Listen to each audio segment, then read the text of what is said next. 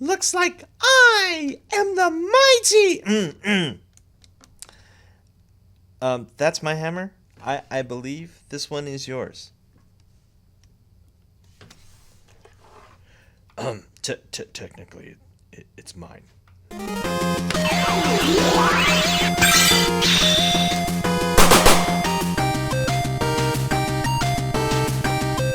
What is up, everyone, and thank you for joining us once again on the Dstar01 channel. I'm your host, Dexter Arafiles, and today we'll be looking at the SH Figuarts Mighty Thor from Thor, Love and Thunder. This is essentially Jane Foster Thor, but we're going to call her Mighty Thor because that's what they call her in the movie. So if you're looking to pick this up, you can get her at www.dstartoys.com, where they also show awesome action figures. And last but not least, don't forget to rate, comment, and subscribe, and hit that notification bell so you're always in the know when I post new videos. Now, this is a toy review. I'm going to tell you exactly how I feel, and then we're going to go into a deep dive with paint and detail, articulation and scale, and accessories. Sorry, I've been just doing non-stop toy reviews lately. Anyway, let me tell you exactly how I feel about this figure. She has one major flaw for me, and if you're thinking it's the face sculpt, that's just a little bit. The major flaw here actually is the skirt. This is a really thick and rigid skirt, and it prevents her from doing any sort of posing, and this is the main issue that I have with skirted figures of any sort. I was hoping they would actually turn this into more of an armored skirt of some sort, but I know they're going for authenticity, and unfortunately this really hinders this figure a lot, and that is kind of my issue. If you remove the skirt, which actually isn't very hard to do, you could get a lot of poses, but you know, it won't really look like the Mighty Thor from the movie. Besides that, I do love the way she looks. She's fantastic. Lots of things going on here, shiny metals and everything like that. Don't forget a cloth cape. Love that Mjolnir is cracked and everything like that. She does come with a helmeted head. I love that. And other accessories, like she comes with a thunder effect and everything like that. I don't know why Thor didn't get all this cool stuff where Jane Foster or Mighty Thor did. So yeah, I have to say she comes with a lot of accessories. It really feels like a complete figure, albeit I do wish she was a little bit more posable in the legs, but that is hindered with the skirt. So that's how I truly feel about this figure. I still think she's a good figure, and we're going to dive into that when we look at paint and detail, articulation and scale, and accessories. So first things first, when we look into paint and detail, a lot of people are going to say this doesn't really look like Natalie Portman. In certain angles, yes, it does, and I'm going to show you right here. As you can see right here, yes, this looks like Natalie Portman. This looks like Natalie Portman. But when she looks straight at you, not so much. I honestly don't really know why.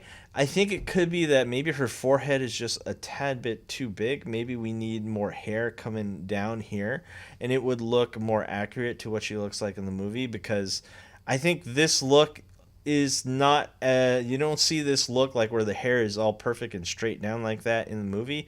It usually is flowing in the wind and whatnot. And we can get more, there is other hair pieces that go on the back, but I was hoping for maybe an extra front hair piece, which gives it a more flowing look. But unfortunately, that's pretty much all you get. Yeah, it feels, and I know she, okay, spoiler alert here. Spoiler, I'm going to let you know. If you haven't seen the movie, I'm about to spoil it for you right here. She is a cancer patient, so she does kind of have that sickly look, kind of, but she's not supposed to, because when she turns into the Mighty Thor, she's essentially healed and healthy.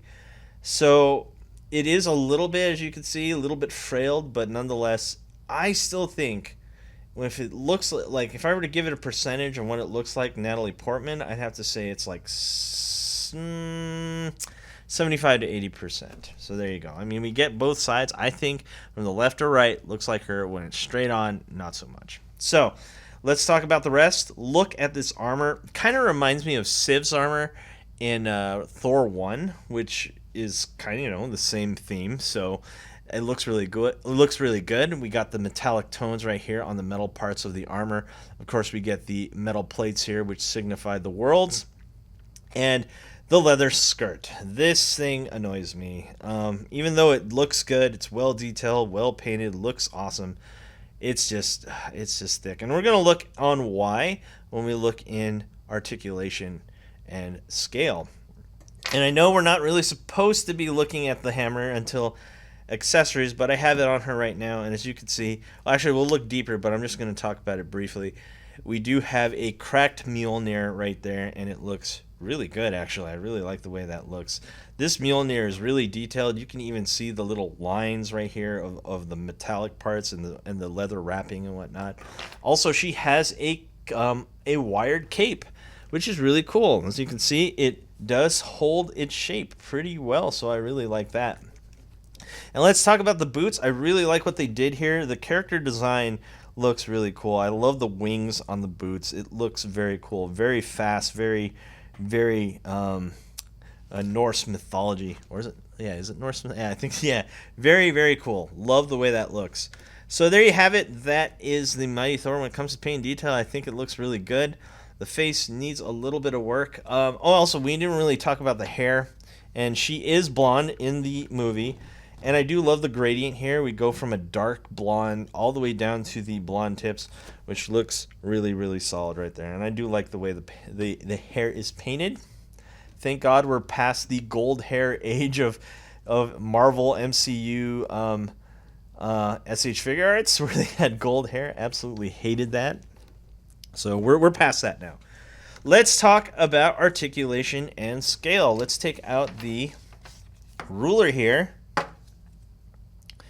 And she's standing at about 5.5 inches tall. So let's compare her with Thor right there. And this is indeed an accurate representation in terms of scale. And just because she has a hammer too, we're going to take out Nobara from Jujutsu Kaisen, and we're going to do a comparison right there. So yeah, these two seem to be working really well, or these three. And let's add some more figures into the mix. Sure, why not? Here is the MCU Spider-Man No Way Home, SH Figuarts.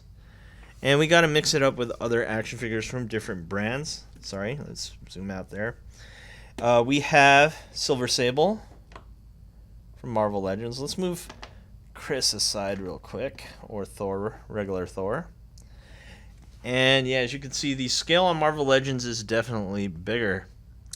And let's see, let's add another one. I haven't used this one in a while. And because he has a cloth cape too, let's move everyone aside. This is the Mafex Batman, the comic version, Hush Batman. And it seems like Mafex is scaled a little bit bigger.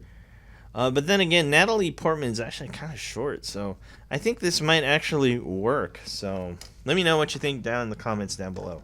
So this is the most important part of the video.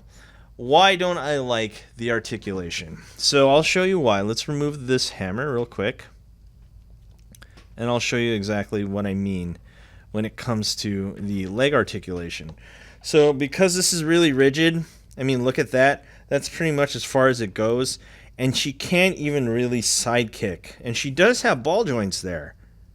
So because of how rigid this is, this prevents it from doing any sort of kicking. Not that she really kicks in the movie, but unfortunately, you can't do that.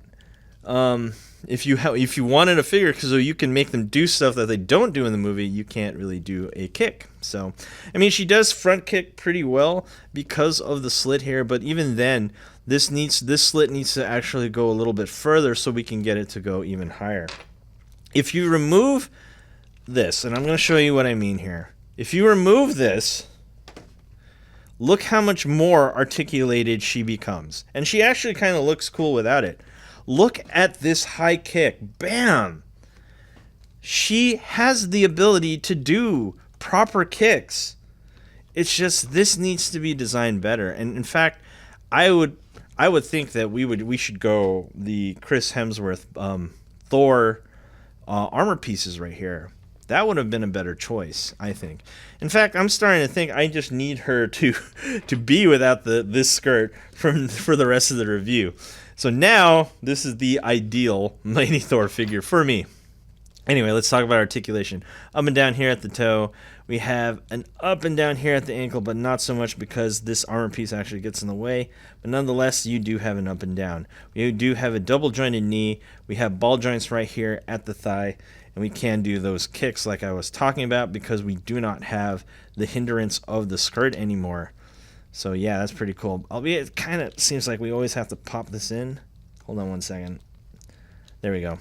Now that that's in the proper place, we do have a nice ab crunch right there with rotation on top and bottom right here on the rotation ball joints on the midsection. She does have butterfly joints, but it's not so much. I mean, it's there. She just can't do a proper hug yourself, unfortunately.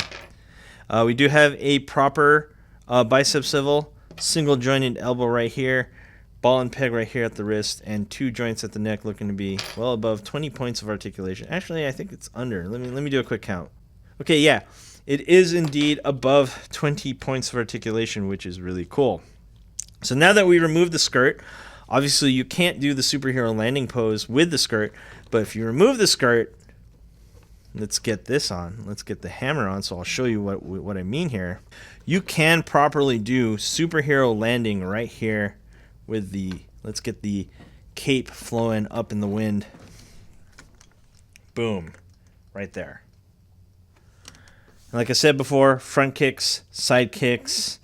Ooh, really trying to get this side kick. Looks like that's not going to happen. Maybe just do a heel kick. And sure, you can. Sure, why not? And there she is, just flying. You can even have the hammer flying around like that. Boom. Just a flying pose right there. So let's go to the top cam and let's look at accessories. So this is the box. Has a red color palette. And we do get an explodey effect piece from Mjolnir. We get a lightning shot effect piece. Again, love that we get effect pieces. We get extra hair right here for when you put on the helmeted head, and we do get 4 extra hands. So let's get the helmeted head on. And let's actually remove the hair right here. All right, and here we have the Mighty Thor with the helmeted head. I do like the way this looks. Let's look closer there. You can see the thunder eyes right there. And also you can replace, there's 2 back hair pieces right here, so you can have the hair more tucked into the back, which looks really, really solid. So that's how she looks like right there. Now let's look closer at Mjolnir. Like I said before, it is a cracked Mjolnir. So from Ragnarok, Mjolnir did blow up. So it's back together in one piece, and that's how it looks like. And what's cool here is you can take this, which I always have trouble finding where it inserts. Oh my gosh, this is like this is the hardest part right here of this review. I was like, where does this hammer part go? And I've been trying to find it. It's really tough to find. So yeah, okay, I think it's right here. I totally missed it. So there you have it. That is how it looks like with the exploded hammer. And so, again, spoiler alert. I'm going to give you a second so you can skip this if you haven't watched the movie. The hammer blows up and it shoots the little pieces out, which is really, really cool. I love the way that works in the movie. I really like that. And let's remove that, and let's put the final piece right here, which is the lightning shot. So let's zoom out so you can have her shoot the lightning in the air. So she can summon lightning right here. That looks really good. One thing that I noticed, if you guys haven't noticed, is this piece right here seems to be popping out a lot. I'm actually considering just super gluing that in so I don't have that problem anymore. Yeah, a little bit of an issue, but not too big of an issue. So there you have it. There she is. She's putting up Mjolnir very proudly. And no more articulation issues because I removed the skirt. Now let's come up with a conclusion of the mighty Thor from Thor Love and Thunder. Is this worth the $80 with the Marvel Disney tax that is added on all action figures? I'll leave that to you. To me, I do like this figure. She's really good looking. I love what they've done here. But the negative that I hate the most, yeah, this really needed to be solved. I don't know why they didn't see this as an issue when they made her. They should have redesigned this and it would have been a much better figure. I think this Thor is fantastic. This one, it's not the best because of that. But if you remove the skirt, she becomes a much more posable, playable figure. And I do love the effect pieces and everything and the extra head and everything like that. The helmeted head, fantastic work here. So anyway, those are my thoughts. Thanks for watching. Do not forget to rate, comment, and subscribe, and hit that notification bell so you're always in the know when I post new videos. And last but not least, if you're looking to pick her up, you can go to www.Dstar01 awesome action figures, and I will see you guys next time. Peace.